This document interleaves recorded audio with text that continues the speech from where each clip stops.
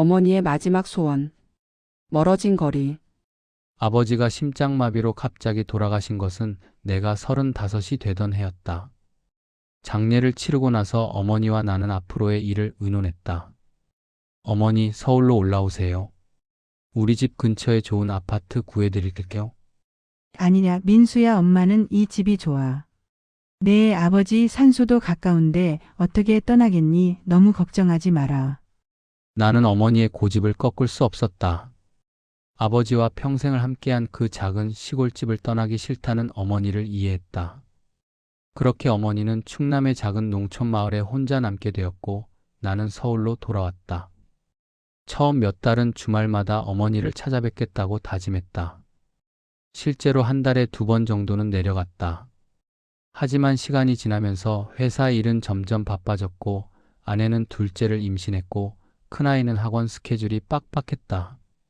어느새 한 달에 한 번이 2달에 한 번이 되었고 명절에나 얼굴을 비추는 불효자가 되어 있었다.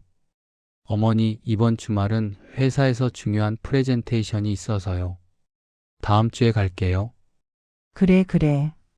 네가 바쁜 건 엄마도 알아. 무리하지 말고 일 잘하거라.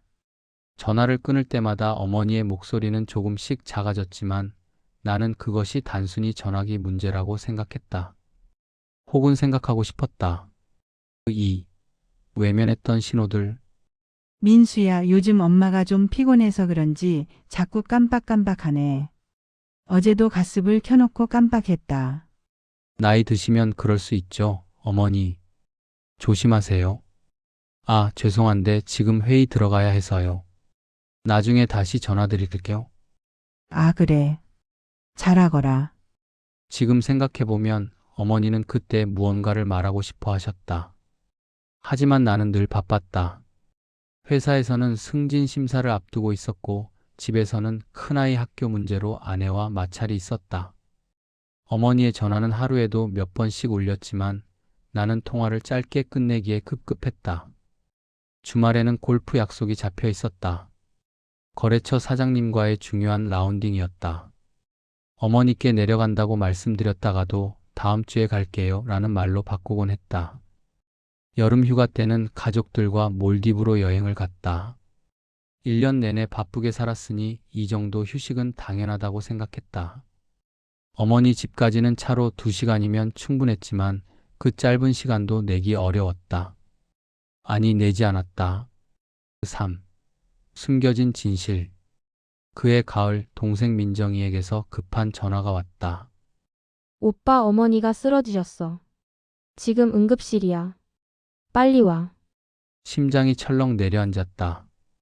차를 몰아 병원으로 달려가는 내내 손이 떨려서 핸들을 제대로 잡을 수가 없었다. 평소 같으면 2시간 걸리는 거리를 1시간 반 만에 도착했다. 중환자실 앞에서 동생을 만났다. 민정이의 눈은 퉁퉁 부서 있었다. 오빠. 어머니가 말기 췌장암이래. 뭐라고? 그게 무슨 소리야? 의사를 만나 자초지종을 들었다. 어머니는 이미 6개월 전부터 복통을 느끼셨지만 혼자 진통제를 드시며 버티셨다고 했다. 2달 전 동네 병원에서 정밀 검사를 받았을 때는 이미 암이 많이 진행된 상태였다. 하지만 어머니는 자식들에게 알리지 말라고 당부하셨다고 한다. 환자분께서 자녀분들이 바쁘다고 하시면서 걱정 끼치고 싶지 않다고 하셨습니다. 그런데 오늘 집에서 의식을 잃으셨고 의사의 말이 끝나기도 전에 나는 중환자실로 뛰어들어갔다. 산소호흡기를 달고 누워 계신 어머니는 내가 아는 그 어머니가 아니었다. 살이 빠져 쭈그러든 얼굴, 흰 병원복 속으로 드러나는 앙상한 팔뚝. 불과 3달 전 추석에 뵈었을 때만 해도 이렇지 않으셨는데. 엄마, 엄마. 어머니는 천천히 눈을 뜨셨다. 그리고 내 얼굴을 보자 희미하게 미소 지으셨다. 우리 민수 왔구나. 엄마, 왜 진작 말씀 안 하셨어요? 아프신 걸 왜 혼자 참으세요? 어머니는 애써 손을 들어 내 손을 잡으셨다. 그 손은 너무나 차가웠다. 바쁜데 괜히 짐이 될까 봐. 무슨 말씀을 그렇게 하세요? 제가 얼마나 불효자예요. 제가 목이 메어 더 이상 말을 이을 수 없었다. 4. 늦은 깨달음. 그날부터 나는 회사에 휴직계를 냈다. 어머니 병실을 지키며 그동안 못다한 이야기를 나누려 했다. 하지만 어머니의 상태는 날로 악화되었다. 어느 날 밤 어머니가 내 손을 꼭 잡으시며 말씀하셨다. 민수야, 엄마 말 좀 들어줄래? 네, 어머니. 말씀하세요. 엄마는 너를 원망한 적 없단다. 네가 바쁜 거 엄마도 알아. 네가 잘 사는 게 그게 엄마한텐 가장 큰 효도야. 어머니, 다만 하나 아쉬운 게 있다면 좀 더 자주 내 목소리를 듣고 싶었어. 내가 뭘 하며 사는지, 손주들은 어떻게 크는지, 그런 얘기들 말이야. 가슴이 찢어질 것 같았다. 어머니가 원하셨던 것은 거창한 게 아니었다. 그저 가끔 찾아와 밥 한 끼 먹고 이런저런 이야기를 나누는 것. 그것뿐이었다. 어머니, 이제라도 제대로 모실게요. 쾌차하시면 저희 집으로 모시고 갈게요. 그래. 고맙다. 우리 아들. 어머니는 그렇게 말씀하시고는 편안한 얼굴로 눈을 감으셨다. 5. 수첩 속의 진실. 일주일 후 어머니는 조용히 숨을 거두셨다. 장례식에는 많은 사람들이 찾아왔다. 동네 분들, 친척들, 내 친구들까지 모두들 나를 효자라고 칭찬했다. 민수 씨가 어머니 병원비 다 대셨다면서요. 대단하십니다. 이렇게 큰 장례식을 치르다니 어머니께서 좋은 아들 두셨어요. 나는 그 말들이 너무나 아팠다. 나는 효자가 아니었다. 돈은 보냈지만 시간은 내지 않았다. 어머니가 가장 원하시던 것을 드리지 못했다. 장례를 치르고 어머니의 집을 정리하러 갔다. 오랜만에 들어선 집은 너무나 깨끗했다. 어머니는 아프신 몸으로도 집안을 정갈하게 유지하셨다.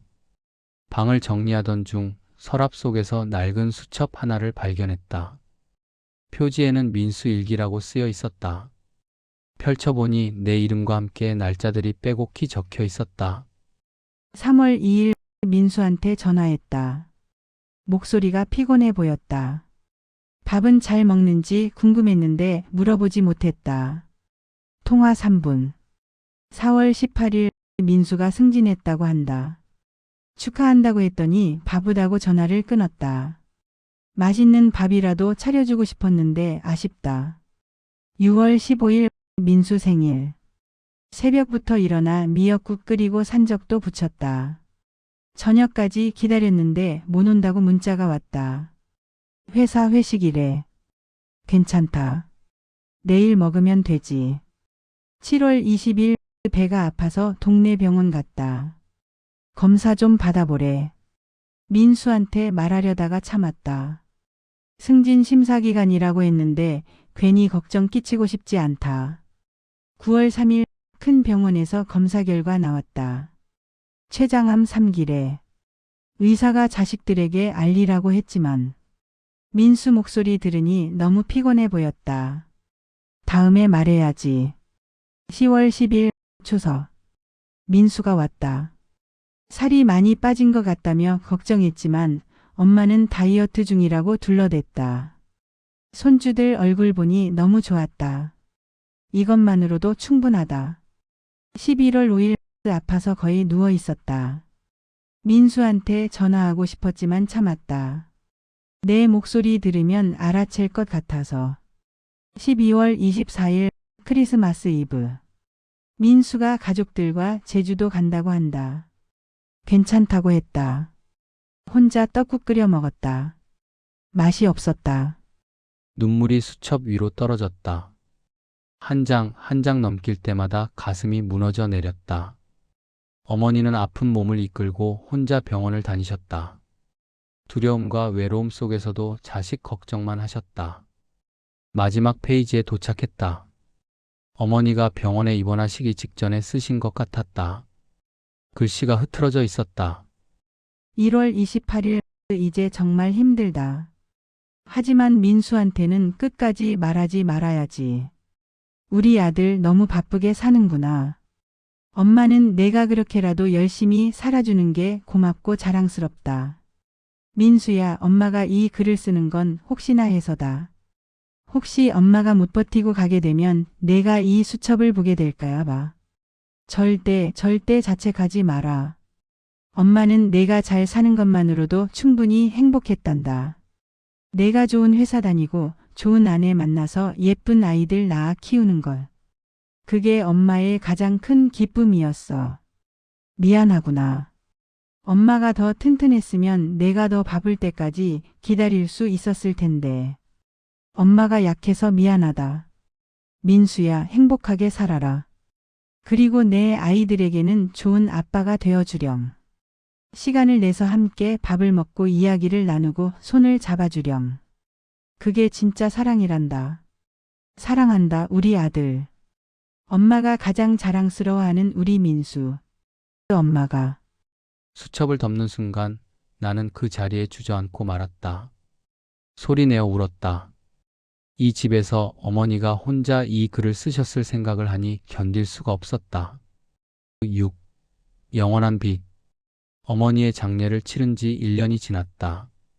나는 회사를 옮겼다. 워라밸이 보장되는 곳으로. 이제는 주말이면 가족들과 시간을 보낸다. 아이들과 공원에 가고 아내와 함께 장을 보고 저녁에는 함께 TV를 본다. 매주 토요일 아침에는 어머니 산소를 찾아간다. 꽃을 가져가고 잡초를 뽑고 어머니께 그 주에 있었던 일들을 이야기한다. 어머니가 들으셨으면 좋아하셨을 이야기들. 어머니, 큰애가 이번에 학교에서 상을 받았어요. 엄마가 정말 좋아하셨을 텐데. 지난주에 둘째가 처음으로 자전거를 탔어요. 엄마가 보셨으면. 말을 하다가 자꾸 목이 맨다. 이제는 어머니께 아무것도 해드릴 수 없다. 어머니의 목소리를 들을 수도 손을 잡아드릴 수도 없다.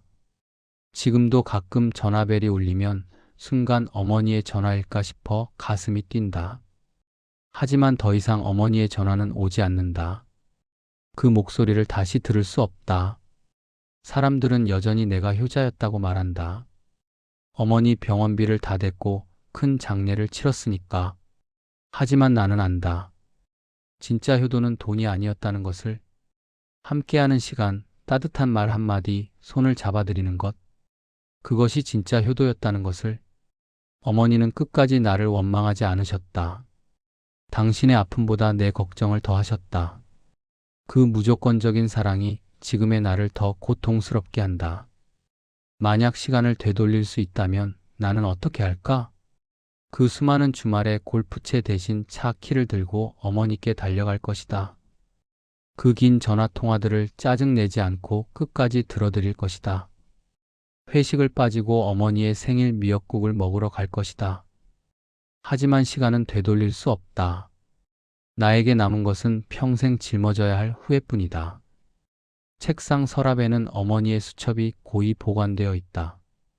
힘들 때마다 꺼내 읽는다. 그리고 다짐한다. 내 아이들에게는 같은 후회를 남기지 않겠다고.